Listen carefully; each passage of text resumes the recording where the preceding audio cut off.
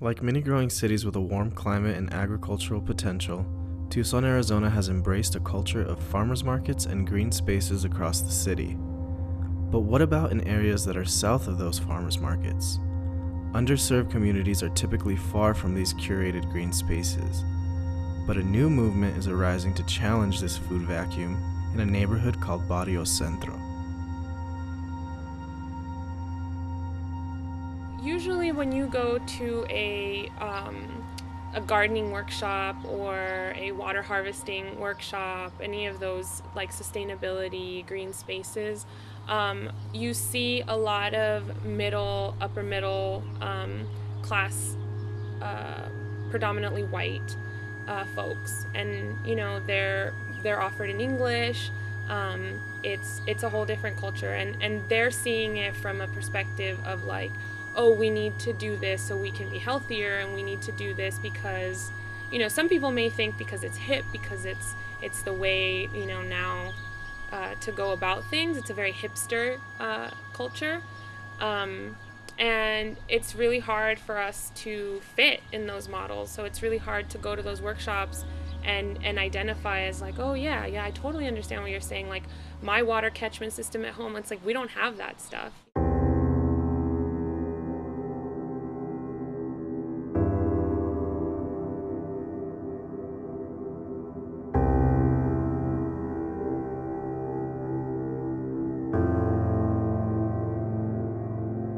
Flowers and Bullets started in 2012. It's the overarching name to different components that we're trying to build with the Flowers and Bullets. One of the components is Barrio Centro Garden Collective. And it was kind of a way to blend some of our activism experiences with some of our experiences growing up in the neighborhood, growing up around underserved communities. And we started off as an art collective. It was just an idea from me and my buddy to kind of generate income. And the way that we wanted to do it is to through shirt sales. So we wanted to create images that kind of related to the things that we were learning at the time.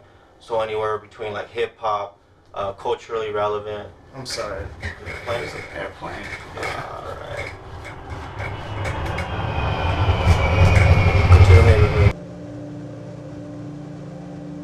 Barrio Centro is located in an industrialized area bordering a large commercial highway and beneath an Air Force Base flight path. Due to air traffic from Davis-Monthan Air Force Base, Tucson Unified School District, or TUSD, shut down the neighborhood school Julia Keene Elementary in 2004. The space was a nucleus to the neighborhood, stripping residents of commutable education, a voting center, youth sports, and health clinics. There are a little over 10 gardens, and there's a total of like 25, 27, something like that, members, and they range in ages. One of our members is in his late 20s, but his daughter is like 5 or 7, something like that, and so she's our youngest member. Yeah, I don't know which one is the oldest, but we have nanas, we have kids. What's cool is that it's concentrated in one neighborhood. So we're in Barrio Centro, and here it was the first school that was hit by the Tucson Unified School District schools that closed. Flowers and Bullets, we felt the strong need to kind of really focus and key in our neighborhood. For years, me and Jacob were kind of getting spread too thin all over the city.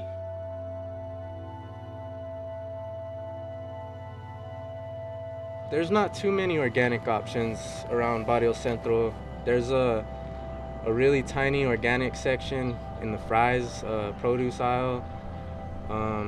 There's a Whole Foods maybe about a mile away, which is pretty pricey for the people in our neighborhood. And that's about it as far as advertised organic produce. You can see there's a division of where those grocery stores are, and where, for example, the specialty stores, which are your like Trader Joe's, your Sprouts, your AJ's, those are predominantly on the north side of Tucson and east side of Tucson, and then in South Tucson, On the west side, you don't have as much access to fresh produce, and you have more of like your liquor stores, your corner stores, which have the high content of processed foods. We started to see that people actually had a genuine interest on the stuff that we knew, not just the shirts that we had. So what we felt the need to do was to kind of share that knowledge with the rest of the neighborhood, with some of the people that we cared about, to somehow be able to like create good resumes, but at the same time be able to make food accessible, make food affordable, have our neighborhood and our families eat healthier. We had a garden. Someone would come to your house just because they're your neighbor or because they just come to kick it, and they're like, oh my gosh, like what are all these tomatoes doing in your backyard, you know? And then that was the vehicle, that was like the excuse to start larger conversations. Brandon has definitely showed us a huge amount of just work ethic. A lot of the ideas we talk about with Brandon, like, he doesn't talk about them, he goes and does them. I'm both wearing Flowers and Bullets shirts too, ready to rock. You need me to help you do anything? Need some scissors to cut that shit? Or you got some good ass. He's actually the person that lives in probably the smallest house of all of us, yet he's doing the most. Question, come here. Should I move this plant or should I leave it and just let it go around it?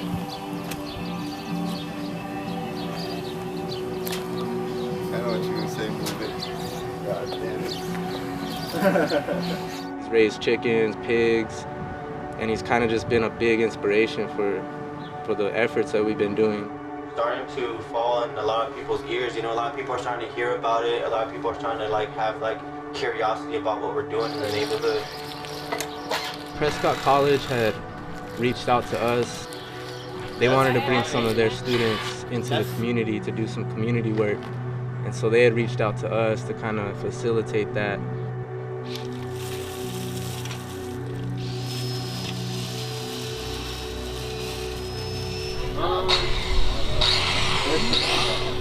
Is your first time using circular saw? No.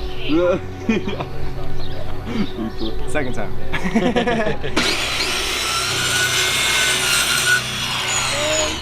I think it was a good exchange of knowledge, of sweat, you know.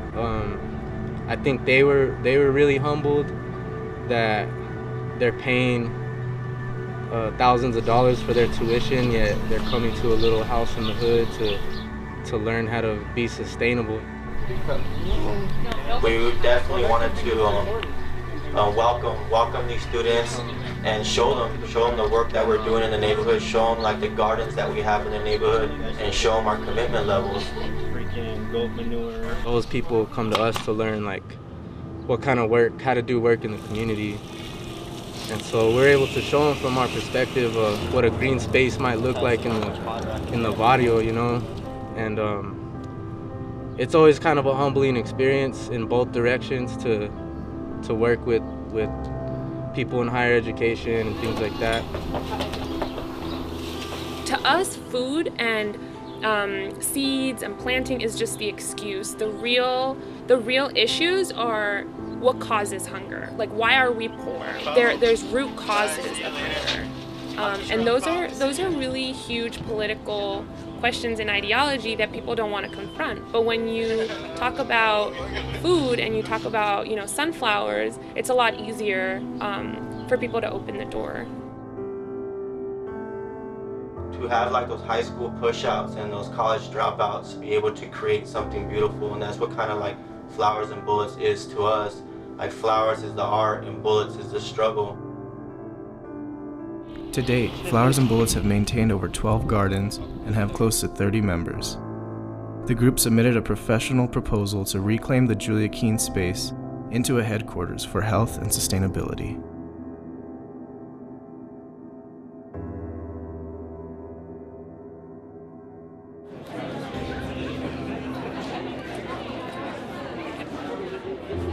On October 18th, 2016, with standing room only, the item passes unanimously. TUSD board voted unanimous 5-0 to award Flowers and Bullets the keys to Julia Keene Elementary School beginning in early 2017.